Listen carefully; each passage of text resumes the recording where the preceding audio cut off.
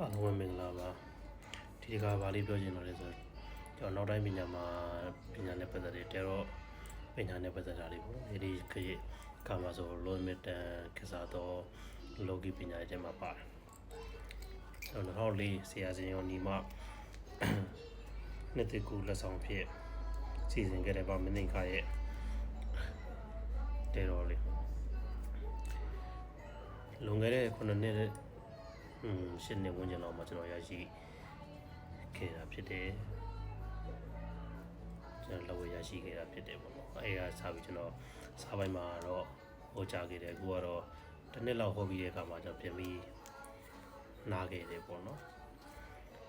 ဘာဖြစ်လို့နားခဲ့လဲဆိုရင်ကျွန်တော်ပညာနောက်တိုင်းပညာထဲမှာလုံမန်တန်ကောင်းတဲ့လို့ပြောလို့ရတယ်ပညာဖြစ်တယ်လက်ရှိမှာလည်းလူတော်များများဟောပြောနေကြတာလည်းတွေ့ရတယ်ဒီခေတ်မှာတော့ဒုက္ခတားကျဲဆိုတာတွေကိုမေးတဲ့ရောင်တော့ဖြစ်နေတဲ့သဘောပါရှိတယ်တဲရောဆရာမတွေကြီးတိုင်းဒီတိုင်းလေးပဲခြာပြီးဟောကြတယ်တဲရောဆရာတွေလည်းဒီတိုင်းလေးပဲခြာပြီးဟောကြတယ်ဒုက္ခတားကျဲတွေကပျောက်နေကြတယ်ပေါ့နော်ခံရတာရှုပ်လို့လည်းဖြစ်မယ်တို့မဟုတ်ပညာတော့မလေးစားတာလည်းဖြစ်မှာပေါ့ဒါမှမဟုတ်ရင်တခြားသောပညာမှာမလိုအပ်တာလည်းဖြစ်နိုင်ပါတယ်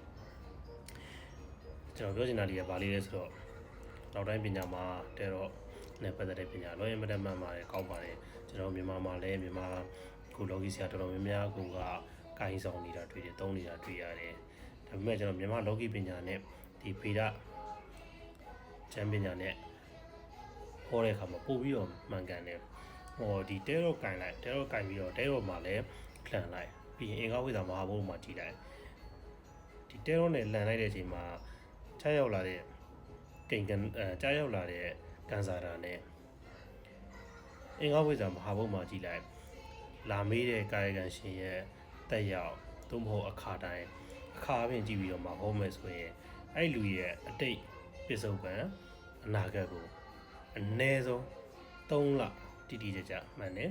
မယုံကြည်တဲ့လူဆိုရင်ဒီနေ့ဘာနဲ့စားလာတယ်ဒီနေ့ဘယ်လိုလာတယ်ဆိုတဲ့ဥစ္စာမျိုးလက်ရှိမှာဘာစိတ်ဖြစ်ပေါ်နေတဲ့ဆိုတဲ့စိတ်ဓာတ်တွေကိုသိရမှာဖြစ်တယ်အဲ့ဒါကအင်္ဂါဝိဇ္ဇာတိုင်တိုင်းနဲ့ထူပြီးတော့ဟောတော်မယ်ဆိုရင်တော့မှပဲဒီချက်လက်တွေကိုသိရမှာဖြစ်တယ်ပေါ့နော်အဲ့တော့နောက်တိုင်းပညာဖြစ်တဲ့ဒဲရောပညာလေးကောင်းပါတယ်လောက်ကြပါကျွန်တော်တို့မြန်မာလောကီပညာဖြစ်တဲ့မြန်မာပြည်ကျမ်းဂန်ကိုလည်းတက်မြောက်ထားတဲ့လို့ငယ်ညီမတွေငယ်တွေကိုကြံပြပေးရသေးတယ်။ဘာဖြစ်လို့ဆိုတော့အင်္ဂါဝိဇ္ဇာတိုင်းတိုင်းမှာတစ်နှစ်စာတစ်လစာဟောပါလို့ရတယ်ဆိုရင်အင်္ဂါဝိဇ္ဇာရဲ့တိုင်စင်တွေထူလိုက်မယ်ဆိုရင်လူတယောက်ရဲ့တစ်သက်စာလုံးဟောပါလို့ရတယ်။မဟာဘုတ်ရဲ့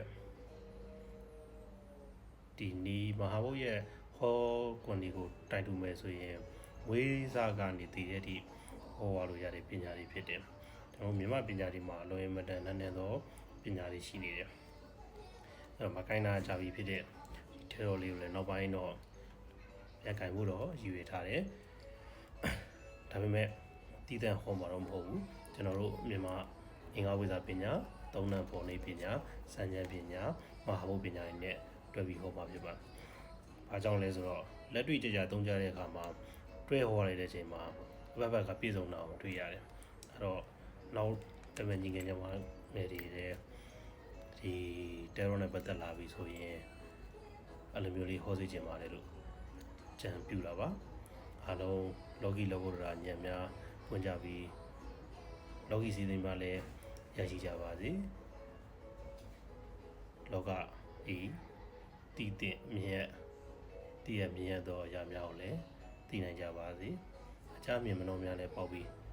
သတိစေပါပေါက်မြောက်ပါစေလို့ဆိုတော့ရင်အားလုံးပဲ